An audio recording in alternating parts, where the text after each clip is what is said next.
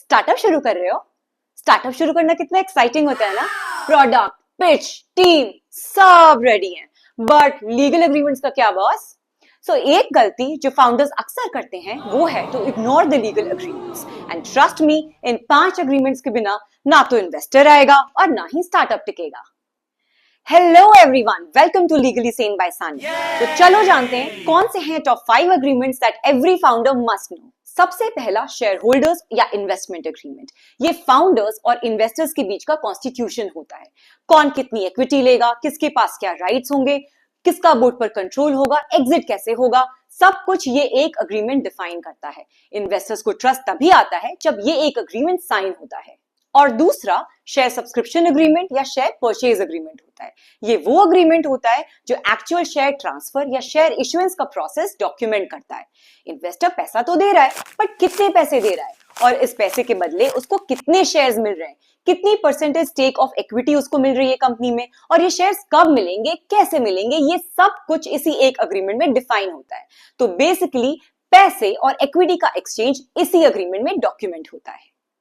तीसरा एम्प्लॉयमेंट या consultancy agreement. Founders, employees, consultants, freelancers, इन सब की रोल्स और एक्सपेक्टेशंस इसी एक डॉक्यूमेंट में मेंशन होती है। प्लस आप ये भी इंश्योर कर सकते हो कि आपके एम्प्लॉइज, कंसल्टेंट्स, फाउंडर्स जो भी काम कर रहे हैं उन सब की ओनरशिप आपके स्टार्टअप के पास हो। इसी अग्रीमेंट में कॉन्फिडेंशियलिटी क्लॉज डालकर आप ये भी इंश्योर कर सकते हो कि आपके एम्प्लॉइज और कंसल्टेंट्स को जो भी स्टार्टअप की कॉन्फिडेंशियल इंफॉर्मेशन मिल रही है वो उसका ब्रीच ना करे। चौथा आईपी असाइनमेंट एग्रीमेंट। तो एक स्टार्टअप का असली एसेट होता है उसका tech, branding, content, product IP etcetera. और ये सब अगर फाउंडर या किसी फ्रीलांसर के नाम पे हो तो आगे चल के काफी रिस्क हो सकता है। एक ऐसी स्टार्टअप में कोई भी इन्वेस्टर इन्वेस्ट करने के पहले सोचेगा। आप ही सोचो, क्या आप कभी किसी ऐसे इंसान से घर खरीदोगे जिस इंसान के पास खुद घर की ओनरशिप ना हो?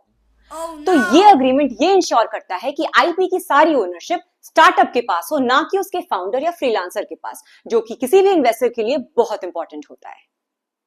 और पांचवा एनडीए या नॉन डिस्क्लोजर एग्रीमेंट। नाम ही काफी है दोस्त। तो अपने स्टार्टअप आइडिया की बिगिनिंग में आप कई लोगों से अपने आइडिया को डिस्कस करते हो, जैसे इन्वेस्टर्स, वेंडर्स, क्लाइंट्स एक्सेट्रा। बिना एनडीए के आपका आइडिया कोई भी चुरा के ले जा सकता है। एक सिंपल से डॉक्यूमेंट है दोस्त, लेकिन ट्रस्ट और प्रोटेक्शन दोनों देता है। तो अगर एक स्टार्टअप बनाना है तो सिर्फ आइडिया या फंडिंग नहीं, ये 5 लीगल एग्रीमेंट्स भी हैं इक्वली इंपॉर्टेंट। और अभी तक वेट क्यों कर रहे हो? अगर ये वीडियो पसंद आया तो please like, share, comment and save.